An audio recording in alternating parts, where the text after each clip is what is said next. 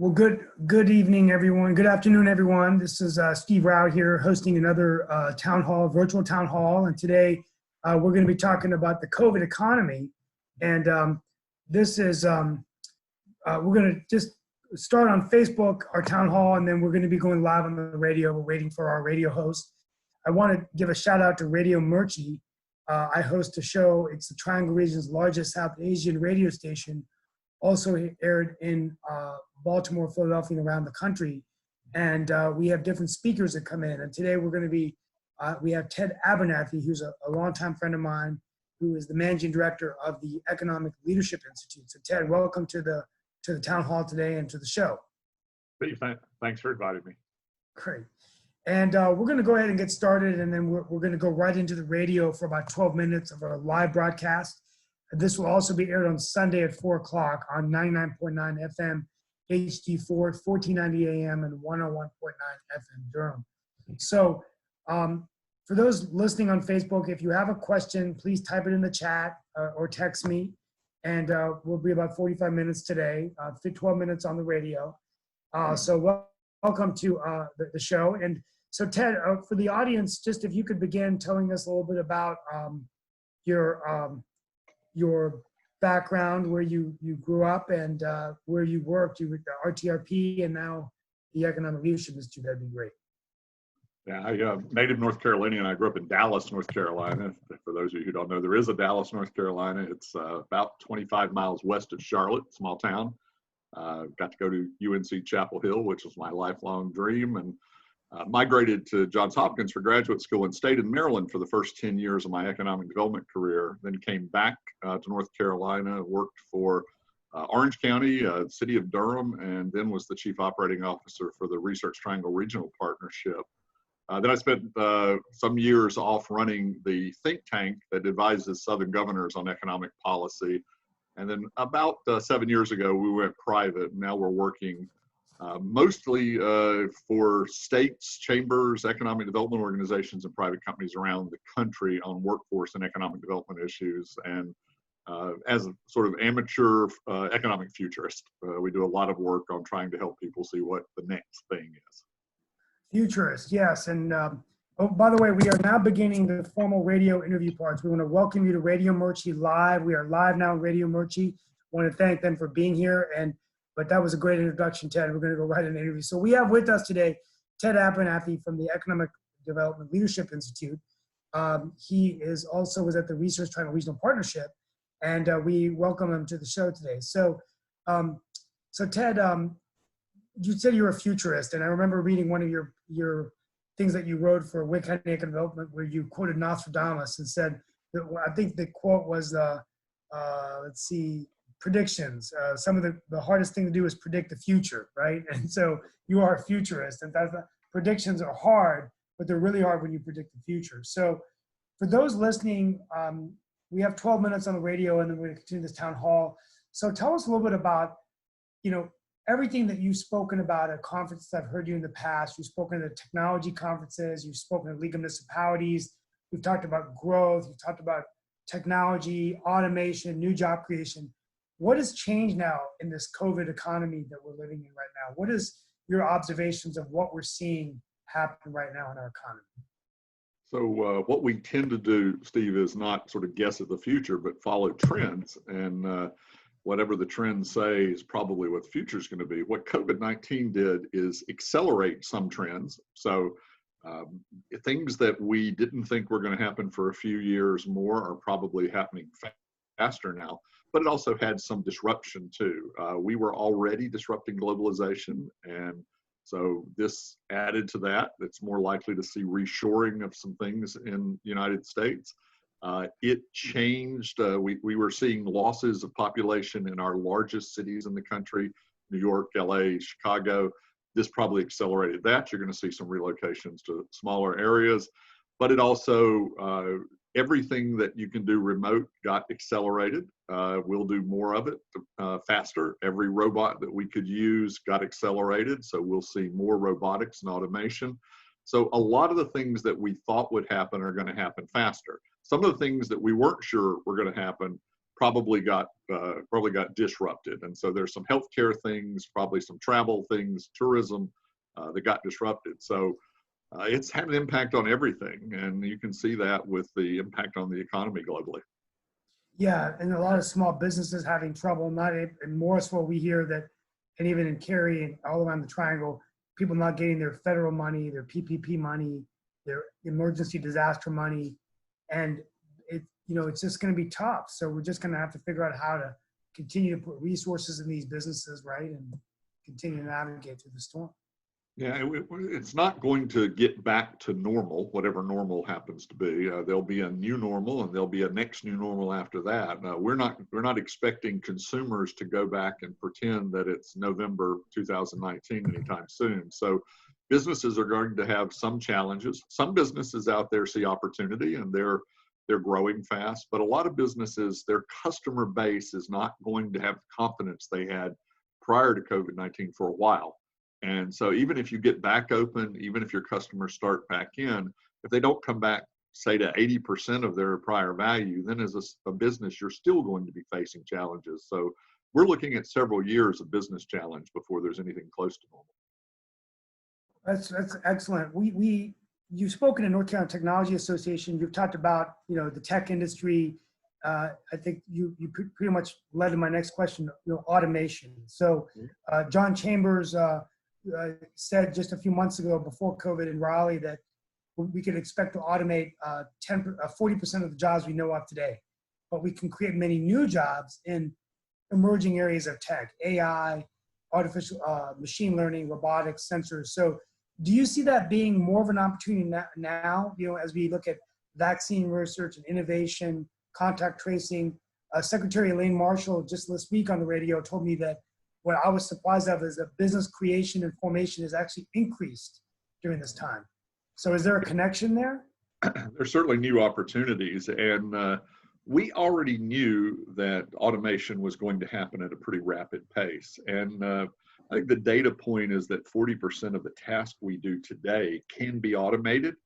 And so the ability for people to integrate with the use of technology is going to be the predictive number for how much value that people are going to have in the future. And you can't automate everything. There's still a human factor involved, but how you use those tools are going to increase your productivity. That's one part of it. The other part is that we've been slowing down the number of people that we have in growth in the US for a while now. And the labor market growth has been pretty slow. So companies are already looking at ways. They were struggling before COVID started at finding workers with the skills they needed. They're looking at ways now to upskill people to integrate with technology in order to be able to get the job done that they need. And some of those jobs are changing, and we'll be facing new things as we head forward. Yeah, and John Chambers, for those of you listening, he's the former CEO of Cisco, now the CEO of JC Ventures. He also chairs the U.S.-India Friendship Council and advises Prime Minister Modi in India on Tech India, and also Macron in France on Tech France. So just doing great stuff out there in Silicon Valley. And he said 15 million new jobs in startups. So that's really where I think we're going to see. And I guess that's my next question. I just had a question about economic development. So this question was, well, typically the governor of the state will find out a business and come in and say, we're going to hire these jobs here in Wake County or wherever. But now more and more companies are teleworking, right? And Google, Facebook have announced that, Bank of America. So what's going to happen from the paradigm of recruiting businesses in? Are we going to basically not do as much of that? Is this going to affect office? Or, I mean, what's your prediction in terms of how it's going to change the paradigm? Just, I'm asking you for a prediction. Yeah, no, it's complicated. I mean, we were already seeing, Vermont made a lot of news last year for giving people a $10,000 bonus if they would move to Vermont, but have a job somewhere else. Now that's very unlike economic development policy in the past, but what they saw was that they were not going to be successful at attracting the factory or the large office, but if they attracted the individual who brought their money from the company based in New York, they would spend it locally. So our team, my research director lives in Oregon. She's not in North Carolina. She doesn't need to be. So you're going to see that disconnect between some businesses and their employees' proximity. Is it going to change office? Sure. The latest research says that people like this idea of working some from home, most people. So companies like it because they don't rent as much space. They'll rent a little more in the short term to give people social distancing, but in the long term, they'll be able to cut back on some of that space. And so I think it will impact the office market. It'll also impact the process of economic development. Places will still have to be competitive, but the competitive factors might be a little different than they were before we started this. Okay, excellent answer. And I know that these are all tough questions, but you're an economist, Sure. so you guys are, I just had a question about emerging areas of tech. I mean, I think you and I were talking about that this morning. Are there any future predictions? Yeah, but I think that for me, I guess I want to finesse that question a little bit about data and analytics. I mean, isn't it true that the silver lining in the cloud is that as we look at data today, we can make better predictions of if another pandemic hit us after we get through this one, or a hurricane hits, that we know where people are being sheltered, where the damage is, so that we can use the data and analytics we have to be better prepared for what happens in the future. Yeah, data analytics is everywhere. It is, it's one of those majors in college. If you want to guarantee yourself a job, be a data analyst right now because it's everywhere. But data analytics eventually with predictive analytics and eventually with artificial intelligence using predictive analytics is going to make a lot of things easier to anticipate. Still doesn't take the human factor out of it. Still doesn't take the tangent out of what could be a trend. Sometimes you can't predict something that'll happen, but it does allow us to prepare better if we listen to the analytics. And I think we're lucky here in the Research Triangle area. We are one of the world's leaders in data analytics. We use it all the time, some of it in our software, some of it in other things we do. As we move forward, obviously cybersecurity is going to matter, but how we integrate that data with all parts of technology are going to be the key. And you mentioned NC Tech. When we work with them, we divide technology into groups. Certainly the life science side is going to grow as we try to look at what we do to deal with the next pandemic or the next virus or the next vaccine. But environmental tech, new energy tech, and then when you think about what we're doing here, everything associated with core technology, hardware, software, communication is explosive right now. You're going to see growth in all those sectors. And we have a few more minutes with you before we get off on the radio. What was your high-level takeaways from this? And for those of you listening, what Ted is referring to is the North Carolina Technology Association. Every year they get the STIR report, which is the tech industry report. So what were the takeaways from that 2020 report that you gave in January, actually, in Charlotte? What are the takeaways from that, and any changes on that prediction? Yeah, if people want to read the full report, it's at ncstir.com, and it's a long one, so enjoy it. The takeaway is that North Carolina is poised to still be one of the 10 fastest growing states in the country in technology. We have some built-in strengths with our research universities. We're the #1 state in the country for women in technology, which I think is something to be proud of and something that gives us a competitive advantage over other states. But we also saw that technology across the country is very uneven. One of the strange takeaways is that we all think tech is growing everywhere. And in about a third of our states, technology jobs are actually shrinking. And so technology is concentrating in places that can support it, places that can get the labor force and the research behind it. And so we're one of those places right now. It behooves us to continue to invest in our technology infrastructure to make sure we remain one of those. Okay, fantastic. Final two questions before we get off the radio. But the first one is going to be about globalization. So lots of stuff going on immigration. I serve on a board called New American Economy. Been doing a lot of press interviews on H-1B restrictions. Many people here on H-1B, L-1 visas, which are international students. So we've got some talks this week with the press on the international students that are now being forced to leave because President Trump's basically saying the ICE agency is making changes. The question I have is, what is the long-term impact of, when you were at RTRP, you saw the benefit of people from all over the world coming into our universities to do research. People from India, China, Asia, all over the world coming here. Companies like Infosys coming here, HCL. Is it dangerous from an economics perspective where we get back to more of a localized economy? Even with air travel down so much, it's not something we talk a lot about, but imagine 4 years from now, not as many people are coming in, millions of dollars are being lost by our universities. What is your take on that? So I'm a globalist and always have been. Globalization has always been a double-edged sword. You know that it has impacts that are some negative. I've always felt more positive, but currently there's a lot of writing about this being the moment where the second age of globalization begins to wane. And globalization of products has actually been going down for most of the last decade. The growth has been slowing. So what that'll mean in the long run depends on how it plays out. If it's just that we reshore and put supply chains in Mexico and Canada as opposed to China, then it has a different, then you can figure that out. But if we try to reshore everything into North America, then we're going to have labor issues, we're going to have cost issues, we're going to have export issues. North Carolina has traditionally been a state that has benefited from foreign direct investment in, exports out. It impacts our agriculture industry, our tech industry.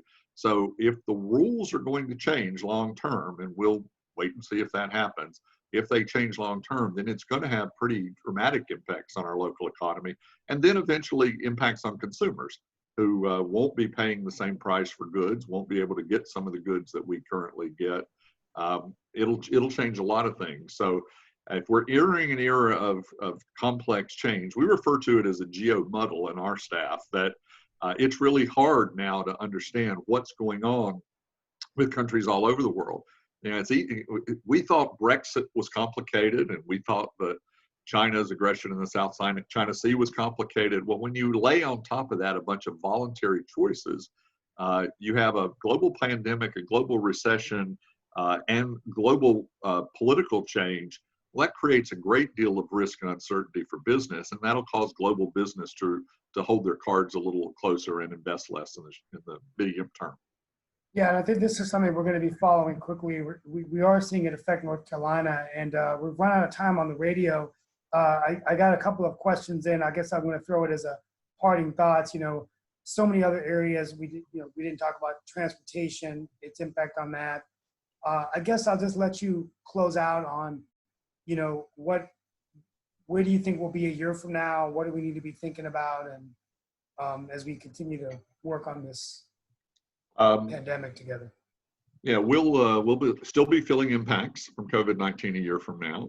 They won't go away. In fact, the 2008 recession, state and local governments' impacts were downstream 2 or 3 years, their greatest impacts. So we'll still be feeling this next year. We will hopefully be feeling a little better about ourselves because we'll understand the impacts of the pandemic a little better. And businesses will be starting to change. And we're still a very competitive region in the country. We'll be one of those regions that come out of the recession sooner rather than later. But I think we have a little bit longer haul to get back to at least the levels of GDP and overall job numbers that we started with at the end of last year. So I think better, but not great yet. And of course, we have to wait to see whether Congress is going to do a stimulus package, whether businesses are going to. So many unknowns. Yeah. Well, is there any place people can go? We want to thank Radio Murchie for allowing us. Where can they go to your institute to get any information, white papers, blogs, any website you want to give me? So. Yeah, econleadership.com is our website. We don't publish a lot of our work because we do it for individual clients. But if you track us on the web, you can find a lot of the programs like this that we do, a lot of talks. And as you and I talked earlier, you'll weed through all of the information Ted Abernathy, my dad, who was a baseball player, and get to the Ted Yes. Abernathy who's doing this kind of Yes. work. So We didn't look at even both. talk about that. Well, Yeah, I'm yes, not that the was, baseball player, so get yeah, his past that. father Dad was was a great. major baseball player. Yeah, major, Yeah. big Ted Abernathy. He played for the Cincinnati Reds. We're going to bring you back and talk about that experience. Sure, That's happy another to do that. show. Happy to do that. So when you Google me, get past the baseball. That's not me. Go to the other stuff. Well, we want to thank Radio Murchie for this live broadcast. This will also be aired tomorrow at 4 o'clock on Radio Murchie. Want to thank everybody for allowing us to do that. The Triangle Region's largest South Asian radio station. And it's aired on 99.9 FM, HD4, 1490 AM, and 101.9 FM. So thank you, Radio Murchie. We're going to continue now with this town hall in a fireside chat format, sort of just having an open conversation and continuing some of the questions that I'm getting from cities and from other leaders that are joining this call. So one question I got is, we've talked about transportation. So you spoke recently to the League of Municipalities, and maybe talk a little bit about cities. If you could, we have some city leaders that just text me some questions, but one question that came in is transportation. So DOT revenues really down right now, 300 million, 20 million below their legal limit. And you've mentioned before when you were speaking on a number of interviews about growth. So we know that North Carolina's can continue to grow, but the difference now is that less money coming in for our roads, less money coming in for our infrastructure. How is that going to affect us long term? Yeah, so parts of North Carolina are going to continue to grow. As a net, we will grow, certainly, and the Triangle and Charlotte areas will certainly grow at fast rates, and we'll see other places in the state grow also. So I'd like to go from transportation just to infrastructure, broaden it just a little bit, Steve. Infrastructure funding is one of those things that nationally doesn't work for many people anymore. At one point, the federal government was assuming most of the cost of infrastructure funding. There were grants to cities for water and sewer. They were building a lot of the roads. And that was a model that we got used to. And then the federal government backed up from that, and the state started spending more of their time.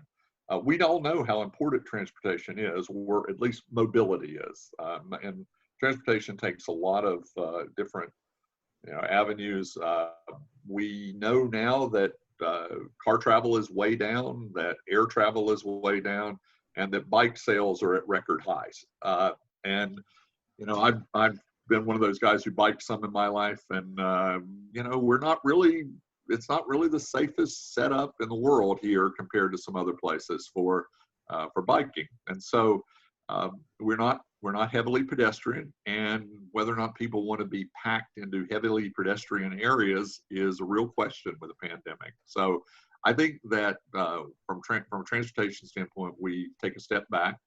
We look at priorities. I think that there's competing bills in Congress about major infrastructure funding, and I have been predicting incorrectly for about a decade that Congress would have to do a major infrastructure bill because it made sense. Dead wrong.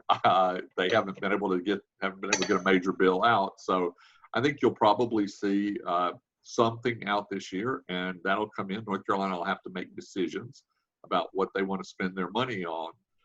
But when you get too congested, when you don't have people with the ability to move around, then it's going to hurt your long-term competitiveness. So transportation of all types becomes important, and infrastructure. In our cities, we are trying to figure out how to expand infrastructure.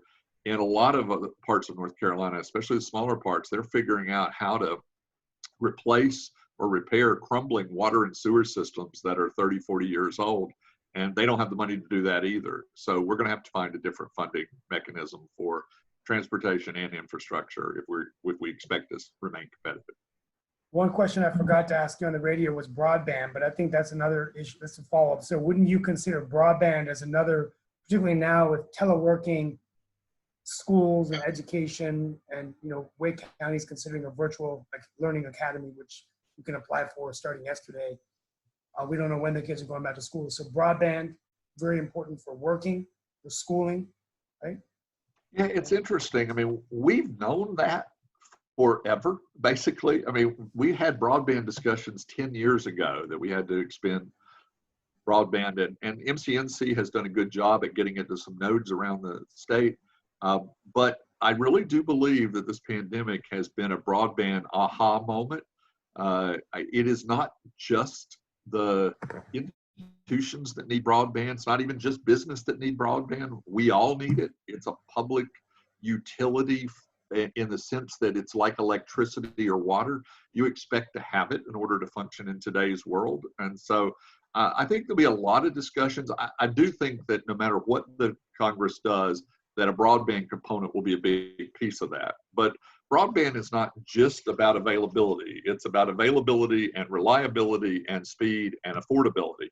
All those things matter. And so I think you're going to see a little bit of new thinking on that. I don't think it'll be smooth because there's a lot of moving parts and public-private parts and other things. But I think people at least realize today that broadband is terribly important, and it is all those things we talked about, the change of getting your groceries delivered or online banking or doing, I mean, the nature of broadband and of 5G eventually, all of those things matter to your being able to live your life in the way that we're moving toward. So I think everybody's going to agree with that. And to be smart cities and to be able to use sensors to look at things and data, and the broadband is going to be really important for that, and also the jobs, especially in terms of transit. We're looking at Wake County on executing the $1 billion bond on transit, which is now in place. That's still going to be something that we might need even more now, right? In terms of walkability, transit-oriented transit services, bus, rail. Yeah, I think that if you talk to millennials and you talk to Zs, car ownership and car usage is not the same as it was when you and I were kids. When I was kid, you weren't quite kid yet. I was driving, you were being born. But I think that everybody just presumed that everybody's going to drive around in a car, and cars are still important. Certainly, trucks and transport of goods and all that are still important. But mobility of people is different today, and people approach it differently. And so I think it's important that we look at all those options and whether those, whether we get to the Jetsons someday or some other means. I think that you're going to have to move people around, and your mobility and your land use and your mixed use and your jobs are all going to have to be part of a smart planning process to make sure that people can and will want to be part of your community.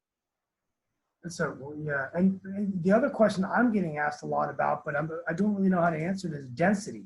So we've approved, apartments have been selling well in Raleigh, Cary, multifamily, where the millennials want to come in and they want to work, they want to shop, they want to live in the same area. So even John Kane has told me in the past that even Morrisville should consider more of a mixed use kind of model. But will density also be something that people are scared of in terms of, well, do I really want to live in an apartment because I have to go in the elevator, go upstairs?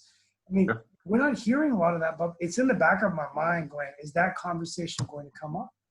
It's going to come up. I don't know how soon people are going to back away from that, but it's going to come up. The 2001 Twin Tower issue, people talked a lot about that no one would ever want to live in a high rise again. That didn't turn out to be the case. And so I'm not trying to equate the two things, but just that in the heat of the moment, or the pandemic as we're in, there will be people who believe everything. And I mean, there will be people who will never want to live close to anybody again. There'll be other people who believe that you're going to have to be closer to services in case there are issues. So I think that that's yet undetermined as whether people want. I think that there will be a push toward more space and people to have access to more green space in urban areas. I would imagine that we're going to see a park renaissance in the future, that we're going to see more outdoor expectations in the future. And you know, those elevators are tough. I'm not sure that we're going to get to Paris's 6th-floor walk-ups in Raleigh anytime soon, but I think you are going to be dealing with those issues. And I think that every planner, and we said this when we were talking to League of Municipalities, it's time for planners to start thinking again about what changed, what didn't. I think there's a lot of real interesting issues about lifestyle changes, but we've been experiencing those over the last 20 years. I mean, 25 years ago, if you said a whole bunch of people were going to live in downtown apartments, nobody would have thought that was true. So tastes change, expectations change, and I think that trying to keep your pulse on it as an elected official and city officials, that's what you have to do going forward. And also looking at economic impact. So if development can bring in money to the coffers, many of these cities and towns are out of money.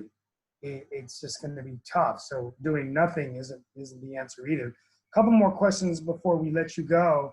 I got another one that came in to talk about, we talked about globalization, transportation, economic development. What are some of the other predictions for cities? For what advice do you have for mayors and city councilors across the state that are dealing with this right now? When you spoke to the League of Municipality, what were some of the takeaways in terms of a COVID economy, but a post-COVID economy, and how do we prepare ourselves for this in the future? So first of all, I think all city officials, and most of them have done this, focus on the crisis at hand first.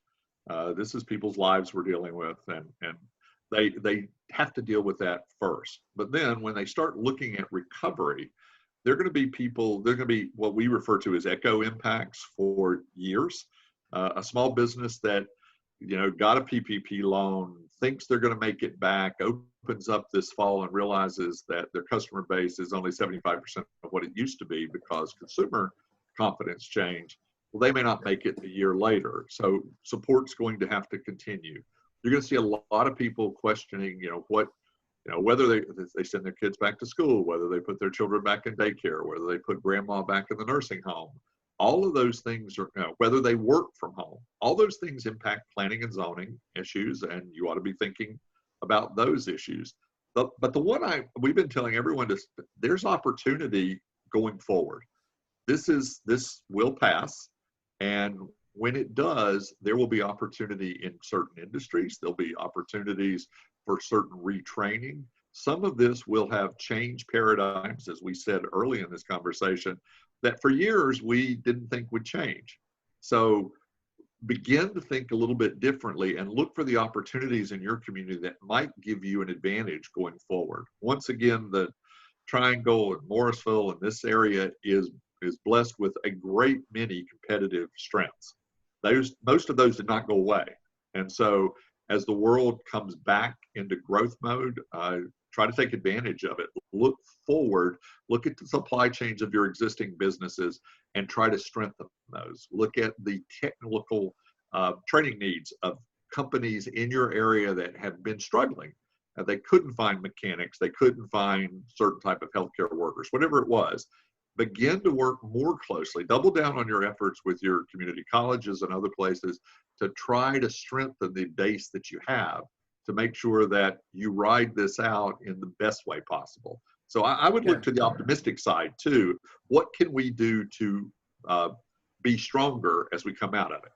That's where the silver lining in the cloud is, I think, is, as I read John Chambers' book, and we're bringing him back here probably in September for a virtual summit, and we're going to invite you. That's going to be fascinating. But he's doing a lot of talks on startups and where these opportunities are to create those new jobs.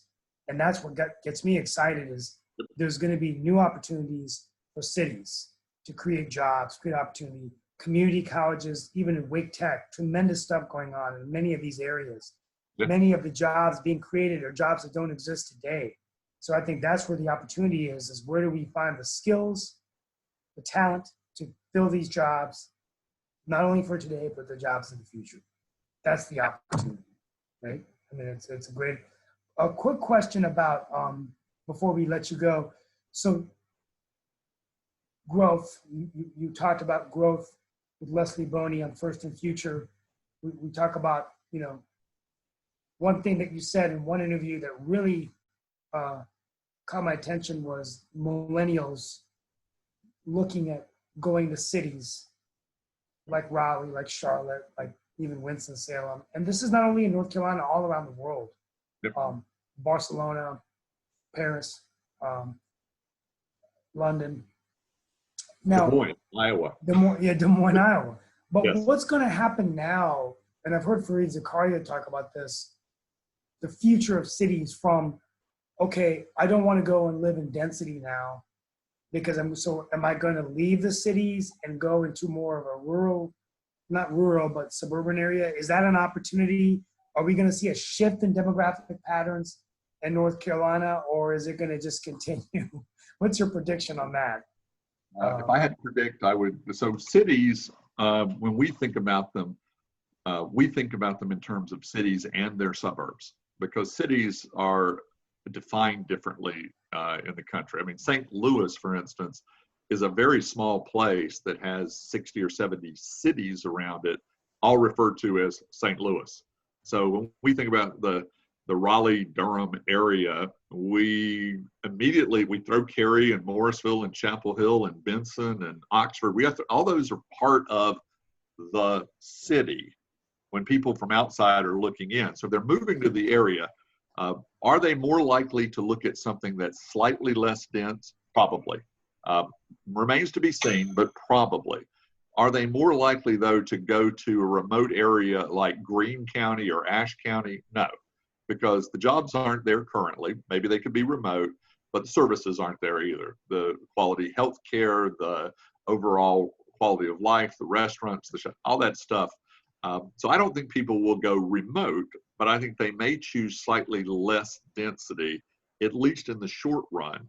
But I think they still are going to want to be near the amenities that they want. And the amenities that drive our region are not all in our urban cores. Duke's not in downtown Durham. They got a lot of people in downtown Durham, but not there. The airport is not in downtown anything. We are more spread out as a region than many anyway. We're not a very dense region, nor are the fastest growing places in the country. Phoenix isn't a dense region. Orlando's not a dense region. Nashville's not a dense region. So I think that it's more likely that we're going to see a little less dense attraction, but not outside of the city's metro areas that are already popular and competitive. Yes, and I think there are the other silver lining in the cloud is, the environmental impact. So where my mother grew up in New Delhi, for the first time in decades, you can see the sky in New Delhi. Yeah. Unbelievable. The stars, which in Delhi for many years, over 20, 30 years, you could not see the sky. The pollution was so bad. Now with less cars, with there being a lockdown, people getting out less, you're starting to see the benefits of the wildlife, the environmental impact. So there could be some positive benefits. So, and I think cities are just going to have to continue to do that. My final question before we let you go, it's come in, is global talent. So you've talked about talent wars, and we've talked about immigration. Do you believe that we need to be sensitive to the fact that we are open to welcoming those international students, the people from around the world with great ideas, and of course are coming here legally to the process? Because, Chuck Robbins, John Chambers' successor, said that the recent executive orders, we might as well call them the Canadian Job Creation Act, that, people would just say, well, I'm going to go to Canada or another part. So how sensitive do we have to be about global talent as we grow our economy? So again, I'm a globalist. I think global talent has made America what it is. Obviously, we've always been a place of immigrants, but if you look at today's largest tech companies, many of them were created by immigrant talent. We have been a place where the best and brightest in the world wanted to be. They became part of our culture, and they ended up shaping America. So I think that we are made stronger by immigrant talent. We always have been, and I hope that we get back to understanding that. I mean, I could spend, literally, this is one of those interviews, Ted, where I could spend, like I said, if I go another 5 minutes, we'll be here another hour, because there's just so much information. But I think we've covered a lot. And if you have any other questions, you can email them me, and I will pass them on to Ted. Give us that website one more time. It's just econleadership.com. And again, you can just Google economic leadership and you'll find us. Are there any predictions that you want to give before we close out today? Anything that you didn't talk about that you think we should be thinking about? I think we covered almost all of them. Yeah, I'm good. I think that when we look back, the thing that will be the thing we notice the most is how much remote everything came into our lives, and I think most of those are going to stick. Remote entertainment, remote gyms, remote work, remote everything. Telemedicine. I think you're going to think back to this as the moment that remote became everything. Yes, and I think I'm going to end with I always end with a thought, and then we want to thank you so much for being with us, Ted. And if you have any questions, you can go to the Economic Leadership Institute's website to get any information. We're going to be bringing him back, talk about how he grew up in Dallas, North Carolina, the son of a professional baseball player. So, I mean, we're going to bring you back in a few months for that. But my closing message is there's a great futurist named Rebecca Ryan, who I had the honor of hearing speak at the League of Municipalities a few years ago. And her book's called Regeneration. And she breaks down the American history to 2 seasons, winter and spring. And so after every period of history, there was a dark winter and then a spring. So after the Revolutionary War, we had this prosperity, then we had the Civil War, and now, we had the World War I, World War II, and 9/11. And every time you break out, and this has been sort of the longest period of uncertainty, but I think that right now we're in a terrible dark winter where there's a lot of uncertainty. But we know that we will get through it, and that there could be a spring that we never saw coming with new opportunity. We hope that spring is actually something that keeps us more united, because in addition to the pandemic, we're seeing a lot of racial tension exist, a lot of division, a lot of things coming out that people are talking about because they have the avenues through technology. So that's my final thought, is that as you guys are at home, there are good days and bad days. I have my good days and bad days. I get frustrated sometimes. I wish I could see Ted Abernathy right now. I wish I was in his office.